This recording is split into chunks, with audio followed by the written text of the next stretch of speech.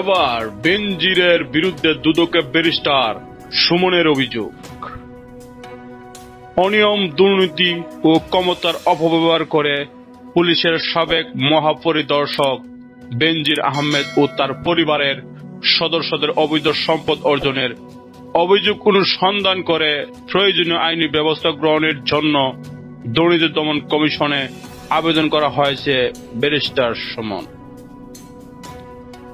আবেদনে ব্যারিস্টার সুমন বলেন, বেনজির আহমেদ বাংলাদেশের পুলিশের সাবেক মহাপরিদর্শক। তিনি 30তম পুলিশ মহাপরিদর্শক হিসেবে যোগদান করেছেন এবং 34 বছর 7 মাস পর অবসরে গেছেন। 2022 সালে 30 সেপ্টেম্বর তিনি অবসরে যান। অবসর গ্রহণের পর দেখা গেছে বেনজির আহমেদ তার স্ত্রী ও কন্যাদের নামে বিপুল পরিমাণ সম্পত্তি অর্জন করেছেন, যা তার বৈধ আয়ের তুলনায় উল্লেখযোগ্যভাবে অসাম্য।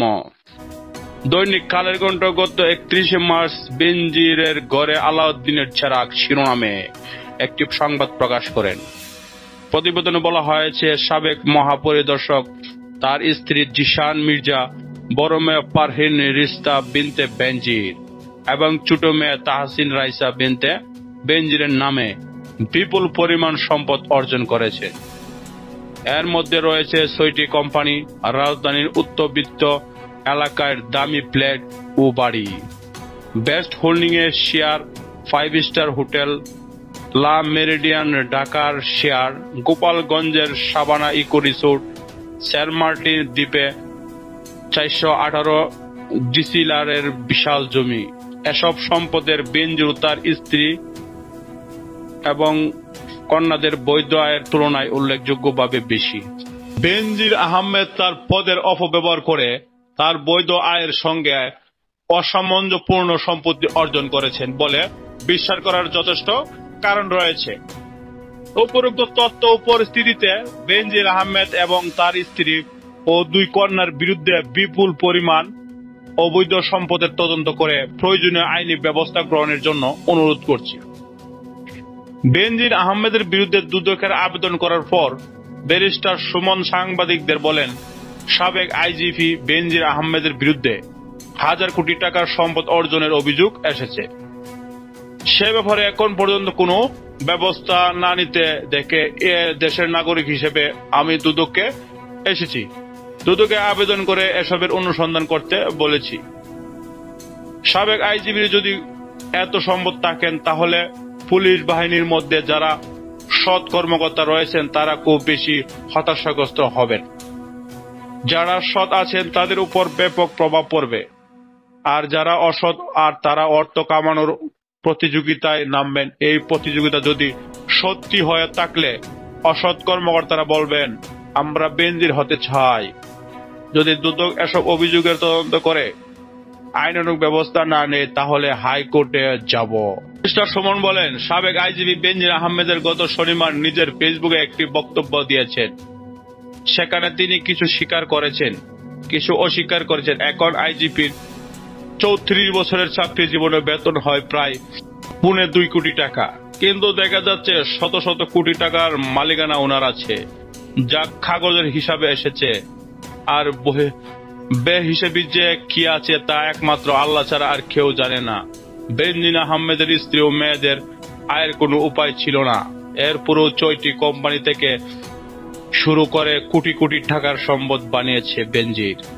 গোপালগঞ্জে 1400 বিঘা জমি করেছেন, আর কিছুদিন সময় পেলে মনে হয় তিনি গোপালগঞ্জ কিনে ফেলতেন। বৈধ না অবৈধ তা পরের বিষয়। যে হারে তিনি সম্পদ বানিয়েছেন, আর কিছুদিন হলে হয়তো ওনার জমির উপর দিয়েই আমাদের বঙ্গবন্ধুর মাজার যেতে হতো। ব্যারিস্টার সুমন বলেন, এত সম্পদের রিপোর্ট আসার পর ভেবেছিলাম দুদক নিজেই হয়তো একটা উদ্যোগ নেবে। বঙ্গবন্ধুর বাংলাদেশে এত বড় দুর্নীতির বিষয়ে কি আর কেউ কোনো কথা বলবে না? দুদক নিজে কাজ না করলে নাগরিক হিসাবে আমাদের দায়িত্ব দুদকে একটু নড়ে চড়ে বসার কথা বলা। আমরা বলছি না যে বেনজির আহমেদ দুর্নীতি করেছেন। যে অভিযোগটা এসেছে তা বাংলাদেশের মানুষের সামনে, জাতির সামনে পরিষ্কার হোক। তিনি যেখানেই গেছেন সেখানেই সম্পদ গড়েছেন। দুদক যদি এই আবেদন আমলে না নেই, তাহলে আমি হাইকোর্টে যাব। প্রধানমন্ত্রী শেখ হাসিনার মিশন হচ্ছে দুর্নীতির বিরুদ্ধে প্রতিবাদ করতে হবে। আমি এমপি হিসেবে এই প্রথম দুদকে এসেছি।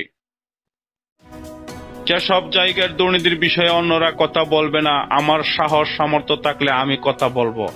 এক প্রশ্নের জবাবে ব্যারিস্টার সুমন বলেন, সংসদ আইন প্রণয়নের জায়গা সুযোগ পেলে সংসদে আমি দুদকের ভূমিকা নিয়ে আলোচনা করব। ব্যারিস্টার সুমন আরো বলেন, একজন অপরাধী নিজের তার দোষ স্বীকার করেন না। দুদক বলুক যে বেনজিরের কোনো অবৈধ সম্পদ নেই, কোনো দুর্নীতি করেনি, সব সম্পদ সাদা পানির মতো। দুদক নিজে স্টার্ট নেয় না, দুদকে ধাক্কা দিয়ে স্টার্ট করে দিতে হয়। কিছু পুরাতন গাড়ি আছে যা সেলফ স্টার্ট নেয় না, দুদক তেমন। এখন আমরা ও সাংবাদিকরা পেছনে থেকে ধাক্কা দেওয়ার কাজটা করলে তখন চলতে পারবে। দুদক চেয়ারম্যান এক ইন্টারভিউয়ে বলেছেন, দুর্নীতিবাজরা এখন বুক ফুলিয়ে রাস্তায় হাঁটে। শুধু একথা বললে ওনার দায়িত্ব শেষ হবে না। দুর্নীতিবাজরা যেন বুক ফুলিয়ে হাঁটতে না পারে, সেই ব্যবস্থা ওনাকে গ্রহণ করতে হবে। আর যদি একেবারেই কোনো ব্যবস্থা না নেয়, তাহলে আমাদের সবার দেশ ছাড়তে হবে।